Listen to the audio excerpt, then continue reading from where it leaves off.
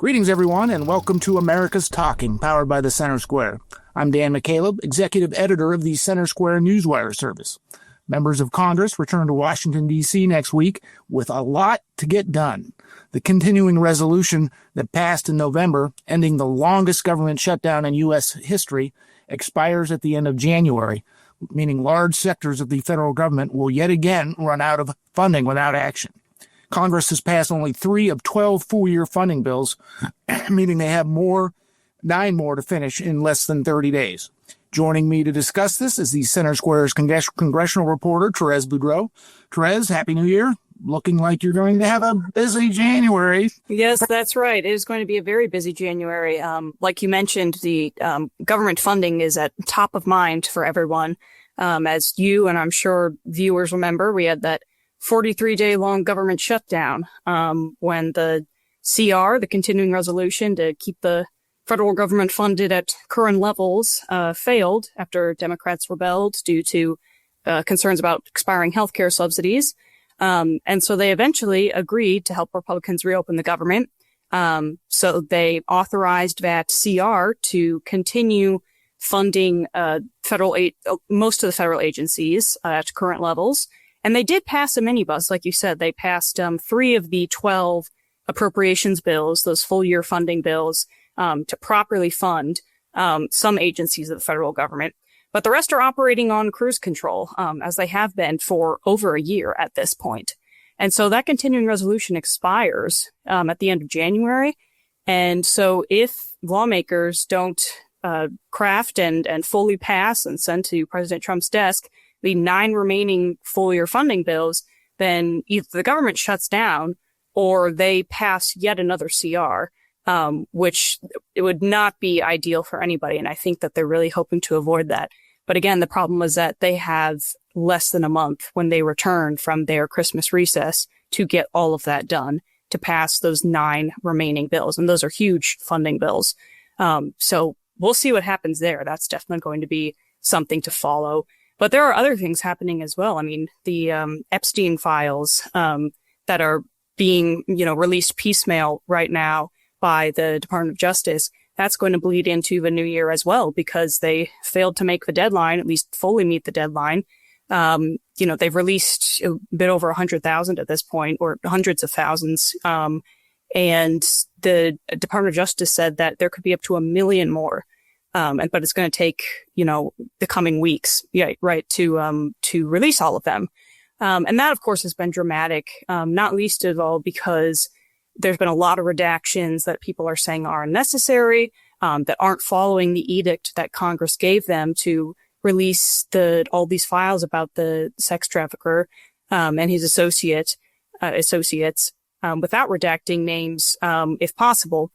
And so then there are also been, over the coming days, some documents released, some files released that the DOJ says, oh, these are false. So for instance, there was a document that accused President Trump of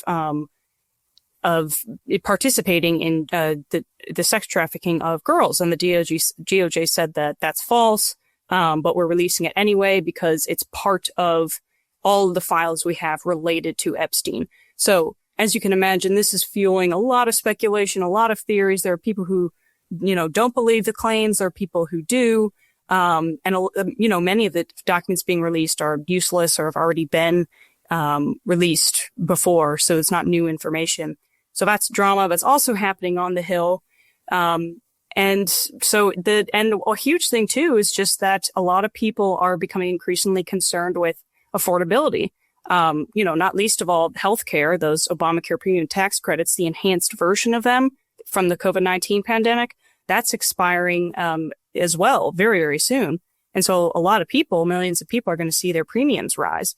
So that, and then as well as the fact that a lot of people are still seeing their grocery prices high, and Trump campaigned on affordability. And so now he and the Republican Party are really receiving a lot of heat for that. So there are a lot of things going into this new year that we're going to be watching and we're going to be covering.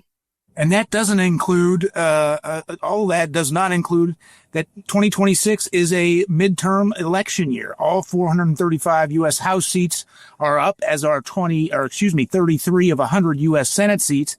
with Republicans holding the slimmest of majorities in both chambers, the House and the Senate.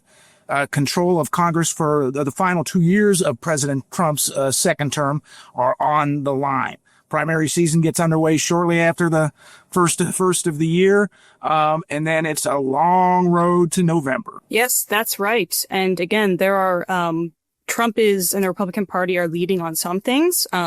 In general, it seems most polls, although people are concerned about some of the excessive steps that are being taken, in general, the fact that he essentially closed the borders, which was such a problem under the previous administration, is popular with people in general in these polls that we're seeing. But also in general, again, affordability, huge concern for people. And so congressional Democrats are very much capitalizing off of that. Healthcare costs, which again, in many sectors, including groceries and car payments, are not lowering. They're rising. And, there's people attribute that to different things. Some say Trump's tariffs that are in effect. Some say that, it's just, left over from the Biden administration and we just need more time. But regardless of, what reasons that are given, Republicans are, they have a trifecta of power. They're in control of the House, the Senate, and the White House. And so ultimately they're receiving a lot of the blowback for these problems that Americans are dealing with. And so Democrats have, been a lot of them going to the floor, campaigning, saying that Trump's not fulfilling his promise on affordability, so you should vote for us in the midterms. And so again, polls are contrasting, and there's some things Republicans are leading, some things Democrats are leading. But that's a real concern, a real issue for Republicans going into the midterms, especially in states where they might be more vulnerable. Or swing states or swing seats. And with the redistricting efforts in Texas, which are still, I believe, held up in court, whereas in California, those passed. And so now there's some seats that are almost certainly going to flip Democrat. It's not going to be a walk in the park for Republicans if they want to maintain control. So again, there's so much to watch, and, there is still time. If Republicans are able to really get a lot of affordability concerns addressed, then, maybe it'll be smoother sailing, but we'll really just have to see. Let me just correct you on one thing there, Therese. The U.S. Supreme Court did allow Texas's redistricting efforts to stand. In California, while the new maps are in place, there are expected challenges to come. But that's not to mention, too, traditionally during midterm elections, the party that is not in power gains seats. So that's sort of a historical disadvantage that Republicans also are facing heading into next year's midterms. Therese, thank you for joining us today. Listeners can keep up with all things Congress, all things midterm, and more at thecentersquare.com.